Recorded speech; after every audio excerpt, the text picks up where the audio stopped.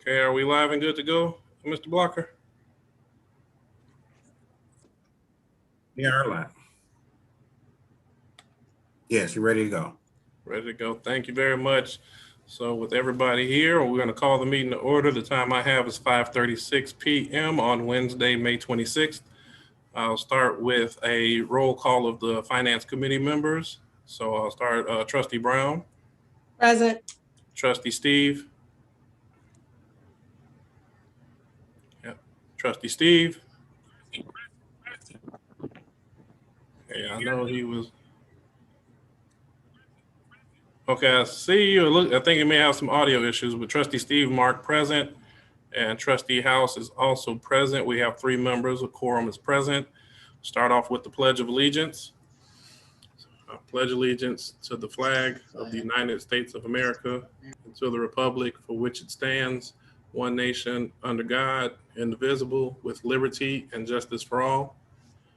Opening prayer. So just take a moment. Heavenly Father, we thank you for this day and the minds that are here to do your will and do the betterment for the village of Dolton. We pray that our hearts, minds, and spirits are in the right place and that we continue to move forward as a village. In Jesus' name we pray. Amen. Okay, having done that, we're going to go into our order of business. I miss seeing everybody, and I'm so happy to have this great group of Finance Committee members back together. So we're happy to move forward. It's been a few months. We're gonna go into our old business. We'll continue with the same agenda. As we move forward into a future months, we'll look at ways to enhance things, but I definitely think it's important that we continue remaining consistent with knowing where we're at financially on the issues that we've had in the past, and we'll be enhancing as time comes up. So any ideas or suggestions from any board member as well is very welcome. So as we go into our monthly financial report, I want to mark that we're looking at our monthly financials for the month of April 2021.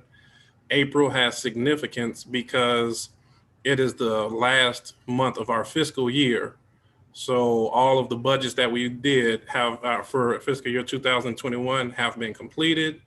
These numbers will be close to our year-end numbers for the year on how we did. There will be within the next 2 months adjustments made for accruals of expenses that may not have come in that have incurred throughout the year. So by the time we get to July, we will have our final numbers, and those numbers are what we want to compare with our audit to make sure that we've had clean records. But these numbers do hold significance, and then as we move into May, we'll be starting the first month of our new fiscal year. With that being said, we always start off with our general fund, and the general fund on the packet that was presented, and also should have been on the website as well. If you printed the packet out, it would be page 15 on the printed version and page 18 on our digital version. And looking at those numbers, it would show that for the month of April, we had a surplus before our financing operations, and finance being bonds and other things that we've taken out over time. Surplus for that month was $779,566 with a fiscal year surplus of $3,937,765. After we take into consideration the financing that we've done, and financing again being the bonds and other long-term debt that we have, the monthly balance would be a negative $1.8 million, but that's reflective of including all of our financing options. And our fiscal year number would be a surplus of $2,150,725. So fiscally, that surplus would mean that there's been, of course, we did not achieve the revenue numbers that we expected, but our expenses also had been managed at a rate that were better than schedule, which allowed for a surplus.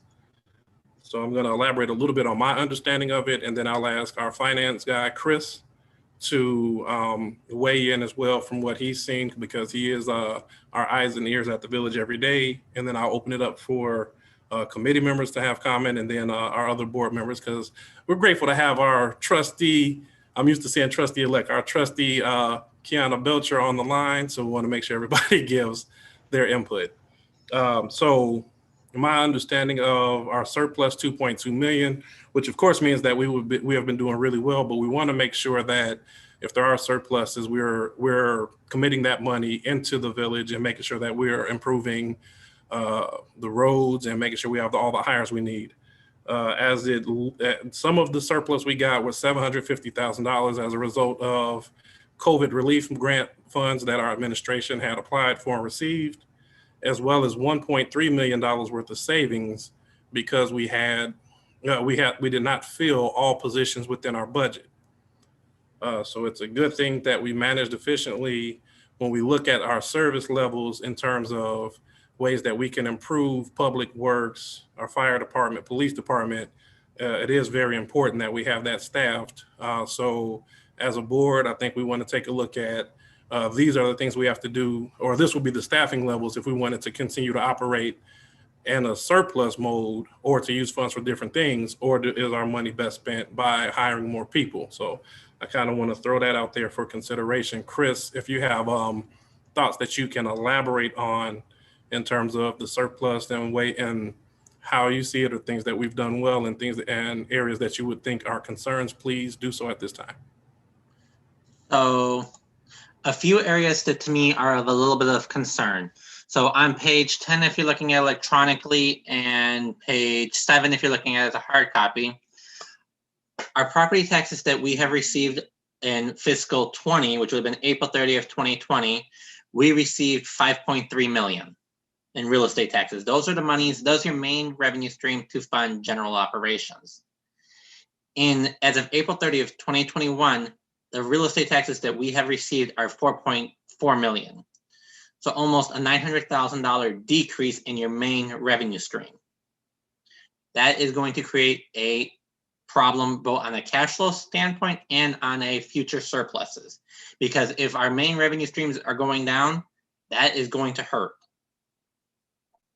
The other aspect is City of Chicago. Last year, we had 1.2 million that we received from City of Chicago. This year, $1 million, meaning that our bond payment that we have to make in December, we are going to be short, and we're going to have to fund it either with general operation monies or water operation monies, depending on where we have surpluses. But if our collections for City of Chicago and real estate taxes as a whole go down, those revenue streams are your main revenues. When you start losing those, you have to make it up somewhere. And that's either decreasing expenses or maximizing revenues. Now, some other areas where we have a lot more revenue this year than last year. So page 11 electronically and 8 hard copy. If we look at our red light revenue, last year we only had 861,000. This year it's 1.4 million. Now, part of the reason for that large change is last year we were paying off the amounts that we owed our vendor for that. So we don't know, because there was changing legislation at the state level in relation to red light revenues. So we don't know where that revenue is going to be next year, how that will flow through moving forward. So that is, we did get a nice increase compared to last year, but we don't know if that's going to be consistent due to the fact of we don't know what the changing legislation is going to have an impact on, how it will affect what our revenues are going to be.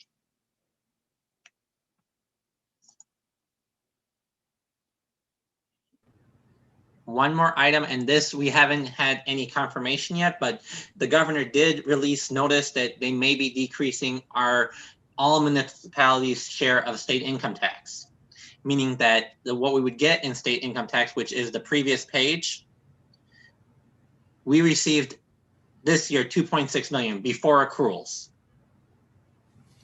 But if the governor decreases our share, which would be decreasing everyone's share, that amount of money will go down, meaning that we're going to get less state income tax, which means less revenues.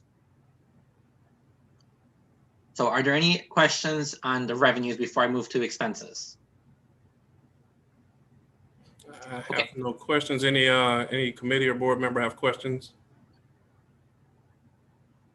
One question, is there anything you think we can do on our part? Any suggestions that you think we can do?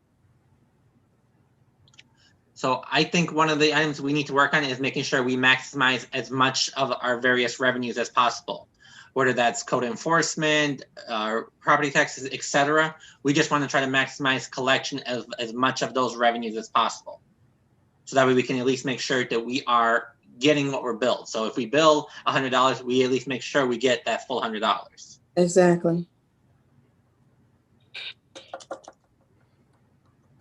Did we ever come up with, I know we were talking about it some time ago with the delinquent water bills. Did we ever decide, was it going into collection? Did it ever go into collection? If so, how are we doing on that? So as far as I'm aware, they were sending some monies to collections. I do not know what was sent or how much, but I can look into it. Okay, can you? But in regards to those monies, those will probably, since those are for utility bills, those won't be reflected as revenue, more just as cash received, because it will offset whatever receivable balance we currently have.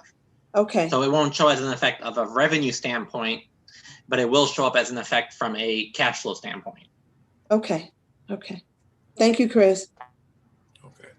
And if I can, one other thing on that too. I mean, Chris, if you're able to, because we do have new management within the water department. So some of the things that we may have spoken about previously, they may not be aware of. So Chris, if you don't mind, community, just kind of bringing them up to speed. I'm not, and that's not to say that you haven't, but just so that as we move forward, we're building a strong foundation. Okay. Okay, Trustee Belcher, did you have any question? Okay, Trustee Steve. No, not at this time, thank you. No, not at this time. Okay, and one, well, two other items that I kind of will, I guess I will throw in. Well, a few of them. One is that I think a lot of the benefit is that, and I don't want to call it a benefit, but a lot of our budget, we budgeted for positions that didn't get filled. So from a money standpoint, that was beneficial to us. From a service standpoint, things, it could have impacted our service times. And I think all of our teams have done the best that they can previously, and they always will with the staff that they have. But in order for us to provide the service levels that I believe the community wants, we want to fill everything that's within the budget. And as we put our next budget out there, I'm going under the assumption it will be a balanced budget, and we will be planning on filling all positions. So that will not leave much wiggle room outside of the budget for other items. Additionally, the $750,000 COVID relief was a one-time thing. So that's not stuff we can bank on. And all of our contracts, our union contracts are up for renewal, which will also likely mean increases for each one of those departments. So I think we are appreciative and grateful that I think we're on a consistent financial footing. But as we work to pay down our long-term debts, we still will have some challenges ahead of us. And I think we want to make sure that we're cognizant of it, efficient with the money that we do spend. And one way, and another thing that I know our mayor is looking at is other sources of revenue and other collaborative efforts that we can get in, but we really have to find more innovative ways of raising revenue to make sure that as these fees, as things go up, we know cost of living increases affect everybody. And we want to make sure that we're able to manage that. So I do want to emphasize a few items on that. I'm sorry, Trustee, go ahead. We did have an increase from the city of Chicago, correct? Yes, City of Chicago did increase their water rates to the village. I think it was over 1%, I think 1.1%. Right. How is that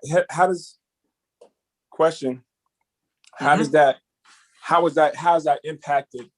Did that automatically get passed on to the residents? How does that work? So per ordinance, any increase by City of Chicago automatically gets passed down through to non-residential users for whatever the increase by Chicago is. Okay. And so do you have regards, I'm sorry, go ahead. Do you have the amount that we made off gaming machines in the last budget? Video gaming revenues. Give me 1 second. That was down, wasn't it, Chris? Yes. So we budgeted about 238,000 for gaming revenues. We received 242,000, which was a 4,000 decrease, a 6,000 decrease compared to the prior year. Now, there is going to be a change in the 241,000 due to the accruals. So that will be probably smaller once we incorporate the accruals. Mm-hmm.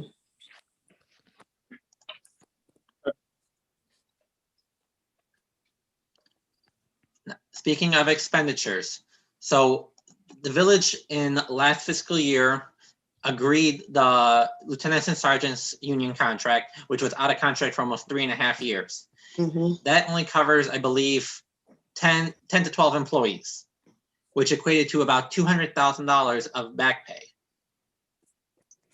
for 10 employees.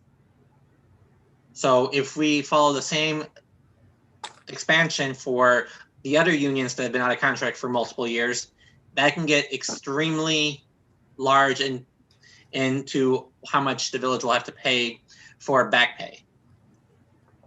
So we need to start planning now as to how we are going to fund that down the line. Payroll for the police department, last year we lost 6 officers who had an average years of service of over 10 years. And we replaced them with those with less time, which is why a new officer costs less than those with more experience. Now, what about the fire department? I know that we have X amount of dollars that went to overtime. Are we going to hire or are we going to continue to overtime? Because we're paying X amount of dollars in overtime. If we do the hiring, I'm sure that would bring that cost down. Well, in the fire department, part of their contract is that for overtime is they require a minimum staffing level of certain rank positions. So as we hire additional firefighters, we also have to promote to those higher level positions. But that requires those individuals to pass the requirements to become to that position. Okay. So hiring additional firefighters, yes, will hopefully decrease overtime so long as the people who are currently on payroll are promoted to those higher ranking positions. Okay. Thank you. Yep. May I ask a question? Of course. So with the back pay of the lieutenants and sergeants, and then you said we have to think about funding the other ones. How far are we behind on the bargaining for the fire department and the police department? Or is Public Works behind also? All union contracts expired as of April 30th, 2021. Okay, so were we behind on any, or are we just a month behind now for 2021? So the records clerk and the Public Works records clerk, and I think that one's, yep, those two, those just expired this as of April. All the other ones are at least multi-year behind, expired. So the patrol, that expired in April of 20. Fire expired in April of 20, and then lieutenants and sergeants expired April of 20 as well. Do we normally pay them out around like at one time, or is it stagnated? I guess that's my question. Usually it's once the final contract is signed, and then it takes some time to get all of the documentation to calculate how much each individual is entitled to. Okay, thank you. Yep. Thanks for that, trustee. And if I can ask Chris, just for clarification, the ones that are behind, I'm assuming that those are in negotiation, but I just want to make sure that we are at least having the conversation so we can try to reach a conclusion on there. I believe they reached out. Some of them we were in discussions, and I think they're going to be circling back. At least the ones or two that I was involved in, they had stopped the negotiation process just due to the fact of the election, and they didn't want to negotiate with an outgoing administration. Okay. So my anticipation is that they're all going to be soon running, starting the process of negotiation with the village. Okay. If I can ask of you what I'll do on subsequent finance committee meeting, I'll just add that as a agenda item, just so we can kind of keep track that progress is being made. And if there's anything that the committee or any board member can do, of course, we're available to assist. Okay. Okay. Did that conclude your I got 2 more items I just want to add. okay.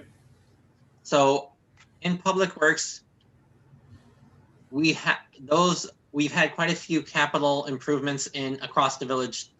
Public Works, Police Department, those all had vehicles in fiscal 20 that were purchased.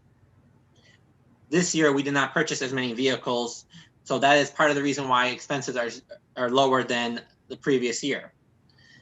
But just from what I've heard anecdotally from various departments, they are in need of vehicles and equipment for their operations. So those are additional items that, based upon from what I'm being told from various departments, that are in need. Yes, very much so. I think that's everything I had in regards to the general fund. Okay, thank you for that. Trustee Steve, did you have any questions? No, I just agreeing with Chris. I went over Public Works today and I talked to the superintendent. He definitely pointed out to me the need for some big purchases for equipment. So like I said, it doesn't have to be purchased. It could be leased, be financed, but there's some need there for some big line item or big equipment needed. Okay. So I just want us to be mindful of that once we do this budget, that's needed over there. Okay. Thank you very much for that. So we're going to just continuing with the monthly financials of the other department that we like to make sure that we're monitoring or tracking is the water department. And the water department on our financials, if you're looking at it digitally, is page 21. If you've printed it out, it's page 18, which show that through April, there was a monthly deficit of $4,247. Our fiscal year, we had a surplus of $344,407. So it would look as if we did well enough to hold our own on the water department. And we want to make sure, of course, that we maintain that. I think that department also had some shortage in terms of staffing, which would attribute to a surplus. So at full staffing, we definitely want to make sure that we are getting the appropriate water revenue and collecting it to make sure that we meet that. But again, I'll kind of turn it over to Chris for comment and then the board for question. So the first item I want to talk about is the year-to-date operating surplus. This does not include the April accruals for City of Chicago, which is around $280,000, which automatically knocks down a large portion of the operating surplus that was on the books. That's just City of Chicago. It doesn't include all of the other services that occurred in March, April that haven't been yet reported on these financials. All right, now, Chris, just because I want to hear something, I want you to give me something positive right now. I will.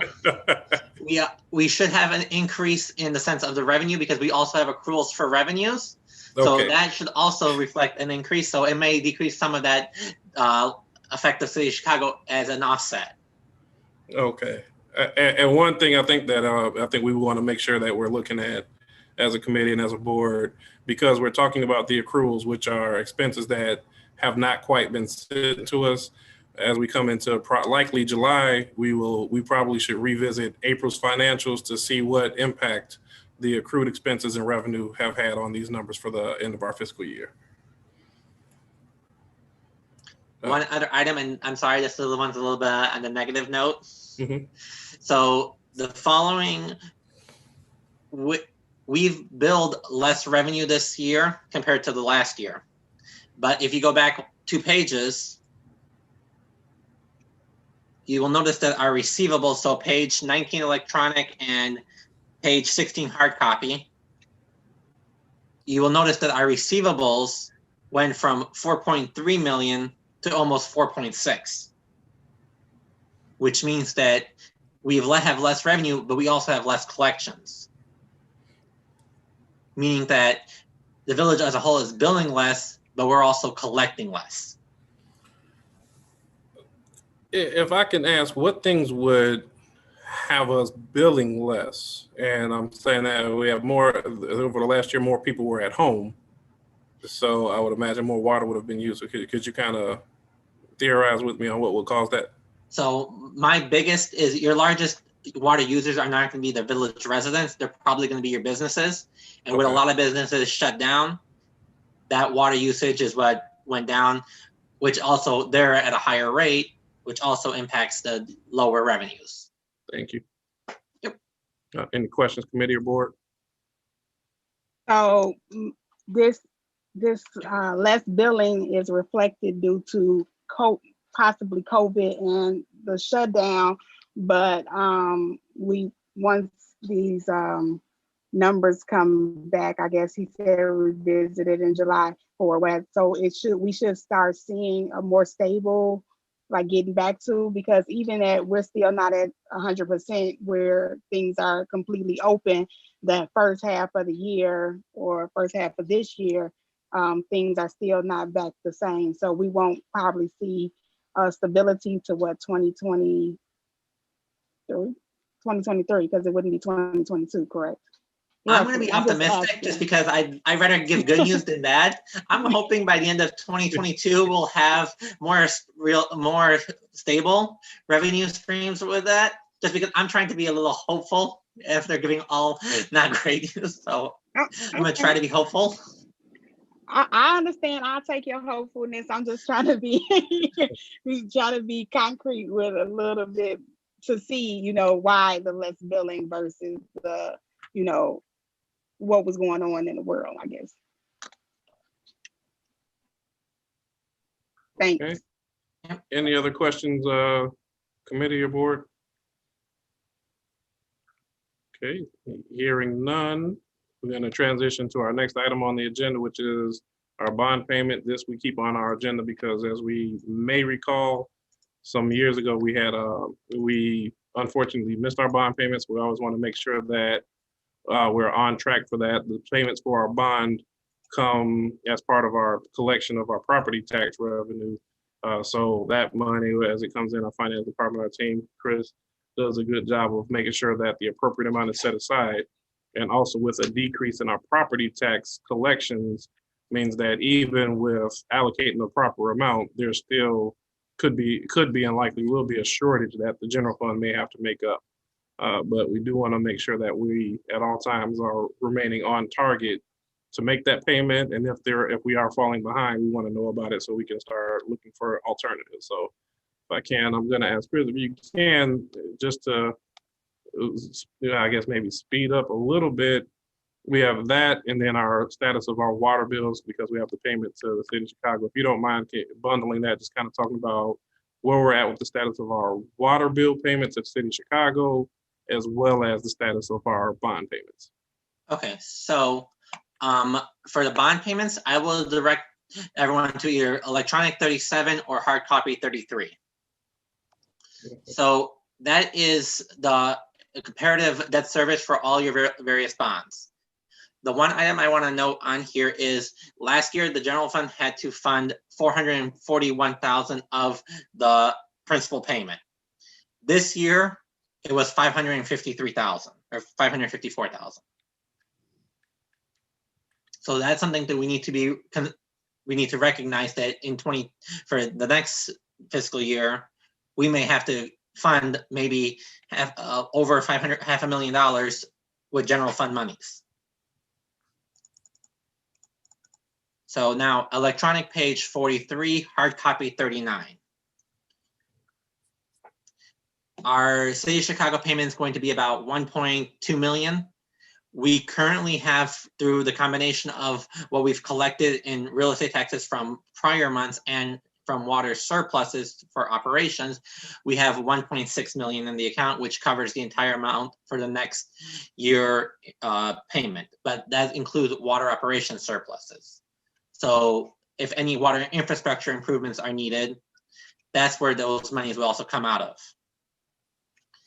So right now, this all reflects as overfunded, but that's because we haven't updated for the interest and principal payments that will be coming in June 21 and December 21. So next month's financials will have a better reflection of where we stand for our bonds to fund it for next year. Okay, and I have one question and one point I want to make on there too. As we talk about bond payments, one thing that have been discussed in previous years and months is that we do annually take out an additional bond for Homewood Disposal, which is our garbage service. Prior years, the goal or the intention will be that we can gradually decrease that amount. And as we see all of the financial challenges, that's one thing we want to, at a minimum, we want to note that every year, generally around December, it comes up for a vote on the renewal of that and the amount that we want to renew. So as we're looking at the budget, that's critical. I think in most cases we use the same amount, but if the board should see fit that we want to start decreasing that, we have to know that that's additional money we are allocating from our potential revenue source. So that's one area I wanted to kind of make note of. But with that being said, I'll kind of open it up for any committee or board member, any questions about the water collections and a point of clarity. So I heard your report, Chris. Just to make sure, we are still on track for City of Chicago water payment as well as bond. Yep, currently. Okay. With that being said, I'll open up for committee or board members. Any questions? One question, we do have property taxes coming up for our second installment, correct? Is it August or something like that? I know that the payment was the deadline for payment was deferred for the first payments. I don't remember if the second payment was deferred. Okay. Which the overall deferment of property tax payments has kind of messed up the regular tax collection schedule. So that creates that makes planning cash flow a little difficult, because normally we can anticipate that February, March, April will be flushed with property taxes, and then September, October will be flushed with property taxes. Due to the deferment of when they're due, it messes up when we can expect that cash to come in. Gotcha. Now, are we able to decrease our bond this time? I know we were talking about working, as Jason said, working on decreasing that bond. Are we able to decrease that bond we'll normally get? So go ahead, trustee. So yeah, I think I made time. Right now, the budget, and we're gonna speak on that on our new business, but the budget right now is in the works, and the mayor is working with our finance team to present a proposed budget, which will share what the intention is for our direction. Once that budget is presented to us, all of us as trustees will have an opportunity to discuss it collectively and discuss also with our mayor any suggestions that we have, so that we can begin coming to an agreement. So I think at this moment it may be a little premature to identify whether or not we can, but I know that's definitely one thing we want to be mindful of. Thank you. My pleasure. Any additional questions? Okay, one more. I know we got a new administration that just came in. Are we seeing an increase as far as wages? I know we had some go out, some come in. Did we see a decrease or an increase? Overall, some have changed, but there's been quite a few changes in positions and overall in those that have left. I know there have been, I can't give you exact as to one way or the other for confirmation, just because I need to look at all those that have left compared to those that have came in to be able to give that answer, and I haven't done that analysis yet. So that's fair to say sometime next month or something like that. It'll give a better, because they're just coming in, correct? Correct. Okay, thank you. Okay. And trustee, if I can note to that too, I think Chris and I had some discussion, so he will be working to give more updates as people are coming in and off via email to the board. I think there's been a lot of moving parts that have made it challenging to get that to us immediately, but I think as things smooth out, we'll be able to get that information. If I'm saying that accurately, Chris, I don't want to speak for you on that. Yeah, I'm hoping that I should get you guys that information soon. Like, just because of all the new people that are coming in, until they come in, I either have to then go to their files and actually do the calculations, or I can pull it from the software, but it takes the software to actually pay them before I can pull that information from it. That's why I say maybe sometime in July, we probably can have a roundabout figure then. Yeah. Okay. Thank you, Chris. Yep, no problem. All right, any additional questions? Okay, if not, hearing none, we're gonna do one other follow-up item. Some months ago, we discussed the implementation, and I know it was underway of utilizing time clocks for our staff to try to get a better tracking mechanism for hours, and make sure that we're just holding everybody, each other accountable. So if you can kind of advise me, Chris, has that been implemented? Where does that stand? Any challenges? And are we seeing that to be beneficial? So a lot of people are using it. As far as I'm aware, all of the various employees are using it. There are some that are just having a little issues in the sense of the system is not recognizing them or those types of items. We did stop the implementation process, or actually going to the next step of actually doing it through payroll, just because new department heads were coming in. It didn't seem beneficial to train all of the outgoing department heads to just have to retrain all the new department heads. So my hope is to soon have them all get trained, and then we'll be processing payroll and everything through that way. Okay. Any question, committee, board members? No. Well, I guess it's doing what it was supposed to do. It's working. Is that what you're saying, Chris? From what I'm seeing, I haven't done the research to actually go review each person's time, just because until we're live, it would be me spending time to just then say to spend more time down the line. So I'm not reviewing every person's time, just because it doesn't help right now. But now I will be starting the process of looking at what's being reported to me versus what's in the system to find if there are differences and see if there's any problems in that ground, since we have new department heads that can assist and get trained on the system. Right. Thank you. Any additional questions? Okay. Hearing none, we're going to go to new business. New business is just the status of our fiscal year 2022 audit. As we know, the audit. Yes, sir. Budget, not audit. Oh, I said audit. Okay. Yeah, audit's on my mind. Fiscal year 2022 budget. So our budget period began May 1st. So as it stands currently, we are operating without a budget until this is completed. We knew that, and I'll say we knew with the administrative changes is generally on course that there's going to be some changes with the new administration. So we are behind on that. In prior years, we have not had a budget on time as well. So as we move into next year, we do want to get that process started sooner. What I have ascertained is that the mayor is working to get the audit information together. We will be on target. July 31st is the deadline for us to have that into the county. So that way there's no difficulties in terms of our property tax collection. But we want to make sure that we're properly going through the process, including everybody. So the anticipation and hope is that there will be at least a draft of a budget presented to the board by next month's finance committee meeting, if not a little bit sooner, and we can move that process forward. Having said that, I don't know, Chris, if you had any additional comments, and I'll open it back up to the board. No, other than I'm working on it, and I'm hoping to meet that deadline. Okay. Any questions, committee, board? Yes. I know, I guess I can email us, but there's two things. The Public Works Committee, I know, or probably not Public Works Committee, but Public Works need that, I really want to see what we spent last year. I know I can look at it and get a chance to look at it.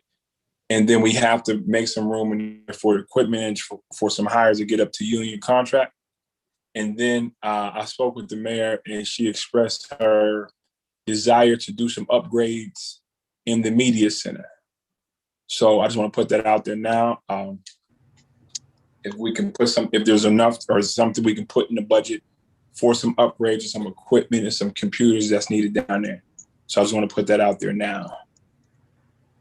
And I can get the exact amount and, you know, what we're looking for, and then what suggestions that, you know, I come up with, and see what's reasonable, and we can put that in the budget. Okay. So just make sure I understood updates for media center and updates for equipment for public works, correct? Yes. But the updates, the public works upgrades, that's the big ticket items. You know, the loaders, some of the trucks and stuff like that, the more big ticket items. The media centers, the stuff is not as expensive as public works, but it's still something that we can just put a line item and put it under the media center. Okay. And if I can, to Trustee Steve, to your point, too, I would ask the question. I know we normally do this, but just for the sake of my clarity, Chris, you generally, when you're doing the budget, do you meet with all of the department heads to get that information as well? Because I want to make sure that not only, of course, the public works and media, as Trustee Steve is mentioning, but we do want input from all departments, so that way everybody gets the opportunity to put out there what we need, and we can kind of weigh priorities. Yeah, my usual process for budget preparations, I usually meet with all of the respective department heads, go over what their needs are, and then from there, I meet with the village administrator for any other items from an infrastructure or village-wide process, and then I provide a copy to Finance Committee and the board for review and adjustments of it accordingly. Okay. Yeah, I think that's critical, that we, of course, try to support the departments, as Trustee Steve mentioned, and also if we're not able to, we have to realize that that's going to create a service challenge that we don't want to burden the department if we're not providing them everything that they need. But having said that, Trustee Steve, any additional questions? No. Okay. Anything else from board, committee? Okay. Hearing none, that does conclude our agenda for the board. We'll come to our final point, which is citizens address. So I'll ask Mr. Blocker, if you can, if there are any questions for this board, please read them off. We'll do our best to answer them and provide clarity to our community. Okay, there are no questions at this time. Oh, okay. Well, I guess I'll work on attendance for this meeting next time for our community. But hearing that, I hope that this is good information, that as we air it, that residents get it, and we can, of course, be open to making sure that we do our best to provide clarity. I think that some of the things that we have gone over, I mean, there have been some tough things on here. I think as I some lightheartedly speak with Chris about wanting to make sure we have some positive input. I think that there are positive things going on, so I give credit. I thank my fellow committee members for always having their time. I thank Trustee Belcher for joining us, Mr. Blocker, Chris. I think everybody does a great job supporting this committee. So I want to give that praise. And we always want to make sure that we're honest and transparent with the community, so that our challenges as we go into more difficult decisions have been expressed. So thanks everybody for their time. And with that, I'm going to make a motion at 6:20 that we adjourn. So my motion to adjourn. Second. Okay, it's been motioned and seconded. I'm going to do a quick roll call. Trustee Brown. Aye. Trustee Steve. Aye. And Trustee House is aye. 3 ayes. We are adjourned at 6:20. Thanks, everybody. All right. Good night. Night.